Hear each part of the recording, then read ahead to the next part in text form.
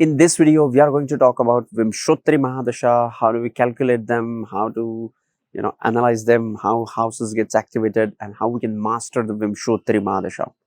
All this and more, so keep watching. Namaste and welcome to Pramanik Astrology channel. I'm your host Prasad Mahazani. Help you raise your vibrations and become your true self with the help of Vedic Astrology. And if you want to learn Vedic Astrology step by step, join me on my free training. Link is in the description, which will help you to get started into Vedic Astrology, which will help you to get initiated into Vedic Astrology, which will help you to read your own chart, make predictions, and think like an astrologer. See you on the other side of the training. Vimshottari Mahadasha is the most important element of Vedic astrology, which is based on nakshatras and which is the most important predictive tool. For me, Vedic astrology is all about yogas and dashas. Okay, I don't complicate things. I have very little knowledge on Vedic astrology, but if you trust me, if you just master the Vedic astrology, master the Vimshottari Mahadasha and yogas, or the combination of the yogas and ascendants, I think you would be far better than 70% of the people out there. Okay, if you could master Vimshottari Mahadasha, we'll talk about it. We'll talk about it as we go. What is Vimshottari Mahadasha? Vimshottari is like 20 and 100. Like it's the time span of human is considered as 120 if we live ideal life. Okay, so we have the Vimshottari Mahadashas planned for 120 years. So each planet has certain specific years he rules the person. Okay, and no matter when you are born, how you are born, where you are staying, you will constantly under some Mahadasha or the other. Okay, once we'll start talking about it, it will make sense to you. And even after your death, Mahadashas keep running. Okay, let's say if you have a legacy, after your death, then who knows, your legacy will continue.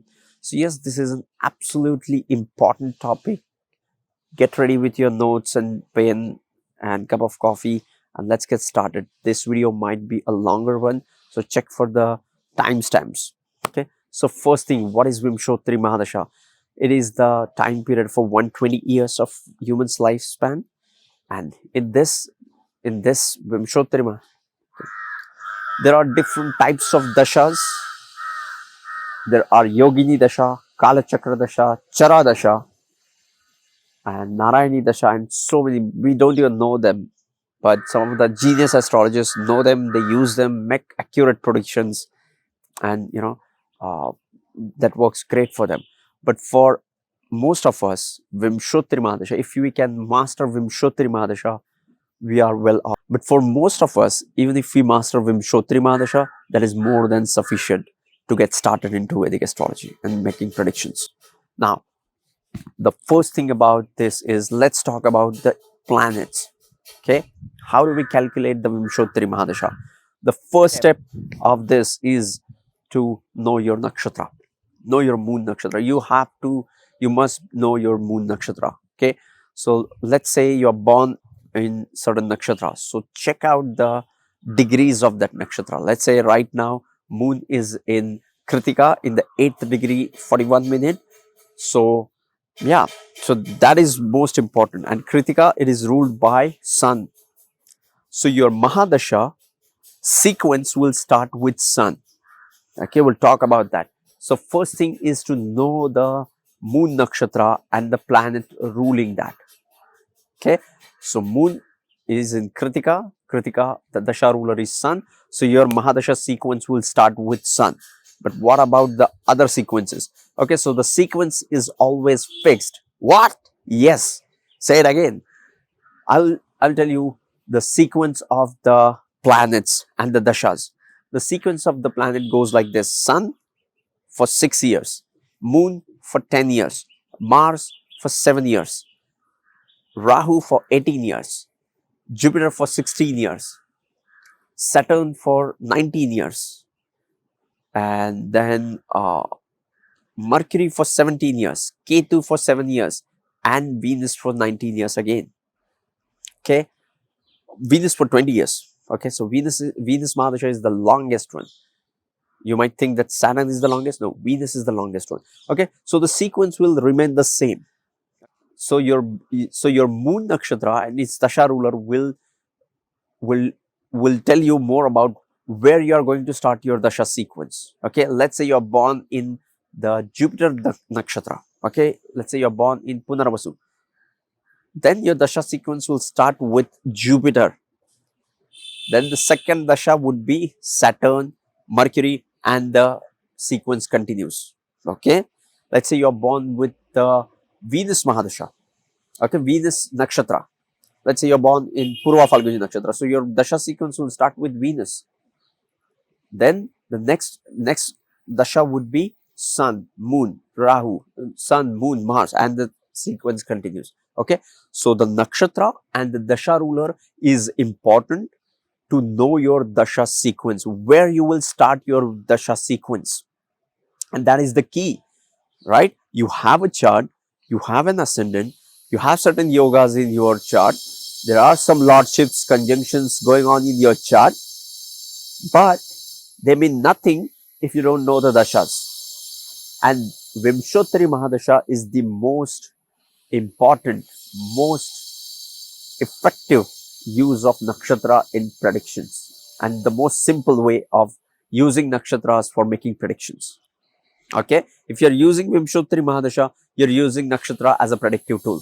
Let's say you have moon in Shravan nakshatra, your dasha sequence will start with moon, then Jupiter, then Rahu, Jupiter, Saturn, Mercury, the sequence continues. Okay, but the question is how to calculate the balance of dashas, right? So there is a calculation method, how we calculate the balance of dasha, and that is important. Okay, it depends upon the degree of that planet.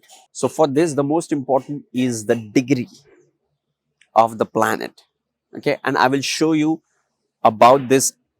Okay, and I will show you how to calculate the balance of dashas with an example at the end of this video. So these are the, okay, so there is one more concept called as antardashas. Antardashas or antradashas. Antardashas are the sequence of planets within the Mahadashas. Mahadasha is a greater dasha, which is, let's say you are going through the 18 years of Rahu period, right? But into that 18 years, each planet will have its own turn. Okay, so you will go through Rahu suns, Rahu moon, Rahu Jupiter, Rahu Venus, and all that in the same sequence, in the same proportion. Okay, and what is the proportion? How to calculate that proportion? Okay, for that you need to find each planet has certain years of Mahadasha. Now, what we are going to do is we are going to divide that year by 120. And by dividing that year, we get certain fractions, and those become important when we are calculating the antardashas. So now let's talk about the Sun Mahadasha. Sun Mahadasha is 6 years. So 6 divided by 120 is like 0.05. Okay, for moon it is 10. So 10 divided by 120 is 1 divided by 12 is equal to 0.08. For Mars it is 7 by 120, which is around 0.58. For Rahu it is 18 by 120, which comes to 0.15. For Jupiter it's 16 by 120, 1/20th, which is 0.1333. For Saturn it is 19 by 120, which is like 0.1583. Then for Mercury it is 17 by 120, which is more like 0.1416. And for Ketu it is 7 by 120, which is 0.0583. And for Venus it is 20 by 120, which is like 1/6, which is like 0.16. Okay, so once you have these fractions for each planet, then what you do, then you just multiply this planet, multiply this fraction to that planet. Let's say you want to know the antardashas of Rahu for specific person.